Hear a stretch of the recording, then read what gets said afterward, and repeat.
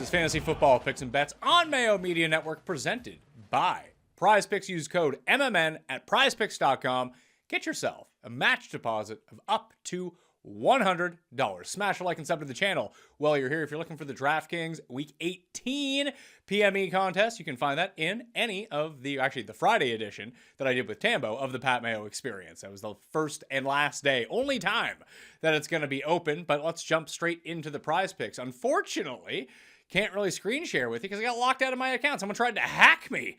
I guess they want to take the whatever little money I have remaining left in there, but I was able to get one in. I haven't been able to get my Sunday one in. Hopefully it all gets cleared up, but here's what I'm going with. For Saturday, if you're looking at it, I like two overs from the Jags and Tennessee game. Zay Jones, 52.5 receiving yards over that number, more than that number. It's 55.5 at most sports books right now, and I think that he is the bad matchup for the Tennessee Titans in this game. Can't really run on the Titans, even with their plethora of injuries, and we saw that the last time against the Jags as well. The Jags just said, screw it, we're going to pass the entire time. So most receiving overs, receptions, yardage, this is the best benchmark that I like, 52.5 for Zay Jones. On the other side, Derrick Henry, over 14.5 receiving yards. So what we saw from Josh Dobbs last week was his willingness to check down to his running backs. Now, was that specific to Derrick Henry not being in the game?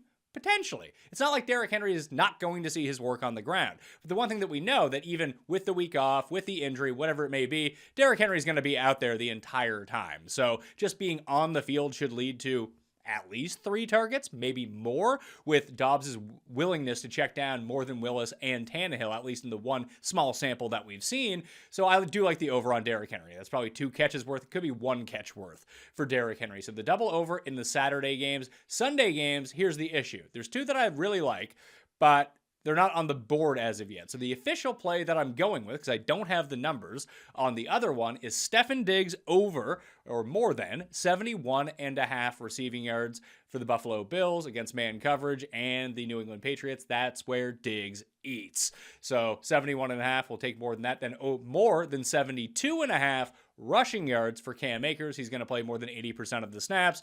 The entire Seattle defense is decimated, so I expect this game to be pretty close. I expect it to be controlled on the ground on both sides. I think it's a very low bar for Cam Akers, who continues just to pound it on the ground.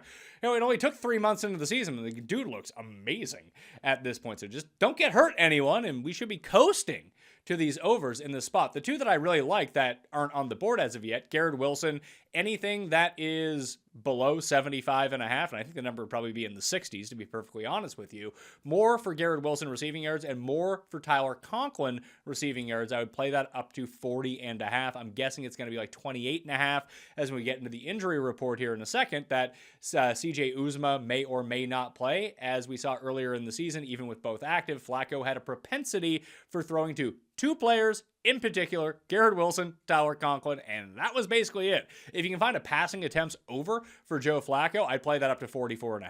I think it's going to open at like 38.5, but just more. When Flacco is in the game, all they do is throw.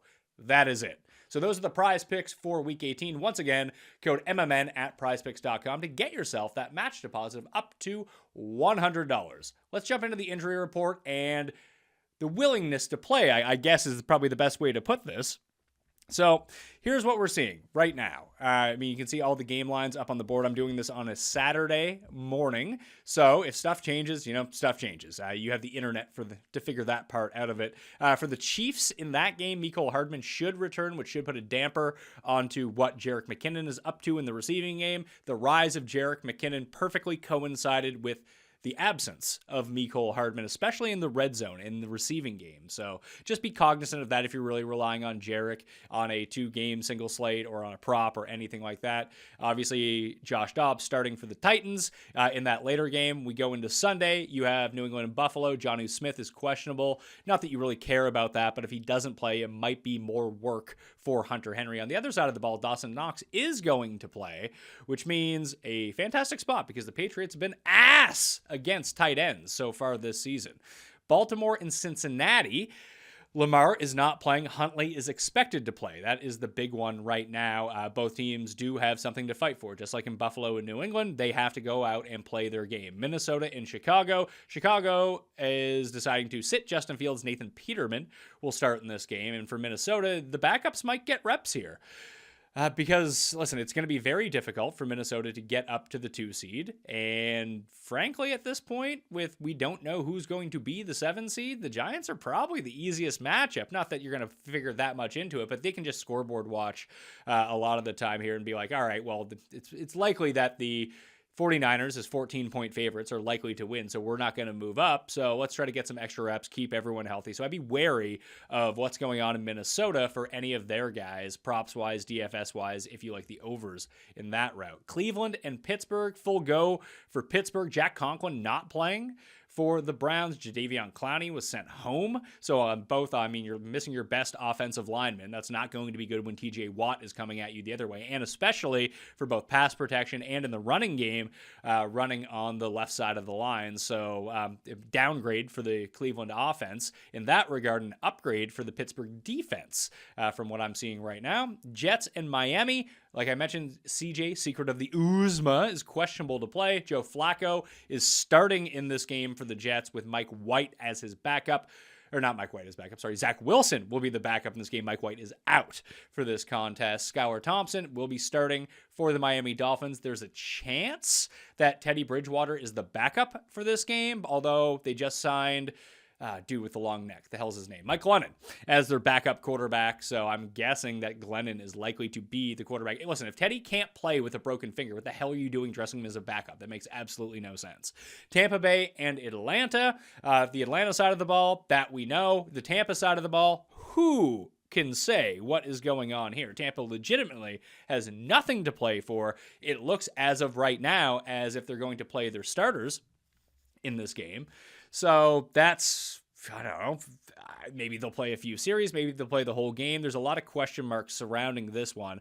I think we're more likely to see like a ton of Keyshawn Vaughn than Rachaad White or Leonard Fournette. We might start seeing some backup wide receivers. Blaine Gabbert could get some action here. I don't want to touch Tampa just because it's unknowable. If you want to take that risk and Brady and the whole crew plays the entire game, they could lay a stomping on Atlanta here. I just don't see that being the case, especially with the Falcons, as you can see on the screen right now, favored by 4. That hasn't moved all week. So the expectation is that no one is going to play for Tampa Bay.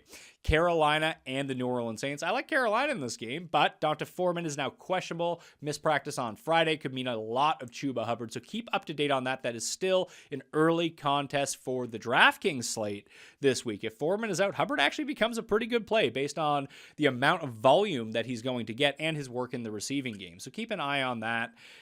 You can see in the, where are we at here? Dallas and Washington game. Sam Howell is starting for Washington. But the bigger news, especially as it pertains to both props and DraftKings, Brian Robinson and Antonio Gibson are both out. Jonathan Williams is likely to be the starter and probably see like 70+% of the workload. He's 4,300 on DraftKings. That is your pay down option. I mean, it's not a great matchup against Dallas, although their defense has been kind of Civ-like recently. But with Sam Howell at the helm, a third-string running back coming in the game. Reggie Bontafon was just upgraded from the practice squad. But I would roll the dice here on Jonathan Williams in this circumstance. Even in a bad script, maybe you can pile up a bunch of catches. Houston and Indy, you have Philip Dorsett out for the Texans. Obviously, Nico Collins is out as well, so that just means more Chris Moore, more Brendan Cooks. Kalen Granson out, more Jelani Woods is the main factor there, playing over 50% of the snaps for the Indianapolis Colts. But Sam Ehlinger is starting, so that's bad. Bad news all the way around for just that game. It's just very, very sad. And listen, the Texans need to lose to retain the number 1 pick. So there's that going for them as well, and their anti-motivation in that sense.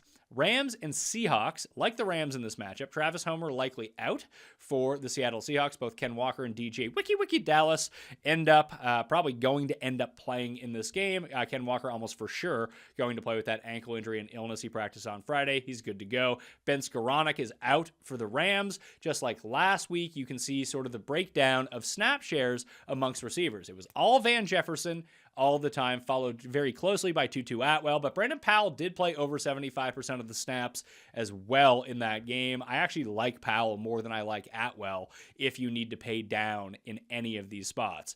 As you can see with the Cardinals and 49ers game, at this point, David Blau is starting for Arizona. James Conner is out. DeAndre Hopkins is out.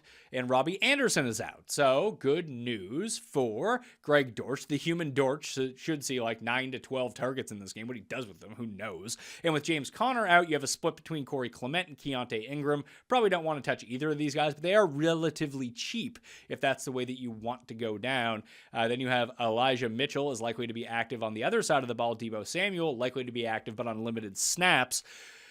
With Deebo back, probably can't play George Kittle, as we've seen a direct correlation between Kittle's stats and the presence of Deebo Samuel. I don't know what this means for Christian McCaffrey. These are all late games, so when you're looking at the Philly game, if Philly's up by a bunch, you might see San Francisco pull its starters pretty quickly in this spot. So it's tough to really attack, especially with the returning players, both in the backfield and the receiving game for the 49ers. More of a stay-away situation for me in that spot. Chargers and Broncos. The Chargers may have nothing to play for if the Ravens lose. So if the Ravens lose, all of a sudden, Josh Kelly and Chase Daniel are in the game instead of Justin Herbert and Austin Eckler. Now, if they need to win that game in order to get it, it's a great late swap opportunity. If you're all in on Eagles this week, that is a nice pivot spot if you're trailing in DraftKings contest. Just swap out that mega stack for the Eagles onto the Chargers, and boom, you got a stew going in that circumstance. Just like if you play Christian McCaffrey and you're uncertain going into the late set of games and all of a sudden the Chargers have something to play for, just swap off McCaffrey onto Eckler and you'll be good to go. Kendall Hinton is out on the other side of the ball for the Denver Broncos, so just more Judy. You probably don't want any Sutton, and it's going to be a split between Chase Edmonds and Latavius Murray in the backfield. If the Chargers rest their starters, I would expect to see more Latavius Murray. If it's more of a game competitive, I actually may prefer Chase Edmonds in that spot, just with his route participation and the fact that he'll get the ball from Russell Wilson in the passing game. We've seen Denver rely on that a lot when they have a pass catcher, and Chase Edmonds over Latavius Murray would be their pass catcher in Sunday Night Football. Full go, except for Segura for the Packers. And on the Lions side, Justin Jackson was taken off the injury report, so he's going to play. Now, the Lions may not have anything to play for if Seattle wins, but I still think they'll probably put forth their best effort, as Rob Pizzola pointed out on the Best Bet show earlier this week, that they're probably not going to fuck around with anything. So if Goff starts limping, or Adrian Hutchinson, if Hutchinson starts limping around, they're taking him out of the game. They're going to play with precaution. They're going to play their starters. But if anyone comes up lame just a little bit, I wouldn't expect to see them in the game anymore. If Amon-Ra takes a big hit, he's probably out of the game. So just keep that in mind if the Lions have nothing to play for, if you're doing showdown or betting props on Sunday Night Football. I'll be back next week with the playoff breakdown. Hopefully, I can get my Diggs and Cam Akers in, and hopefully they update those Jets props sooner rather than later so I can get in on that. But for now, that's the motivation breakdown, the injury breakdown, and my favorite prize picks of the week. Code MMN at PrizePicks.com to get yourself that match deposit of up to $100. The link is down in the description as well, the direct link. So I highly recommend that you go check that out. Thank you all for watching. Smash the like, and I will see you next time.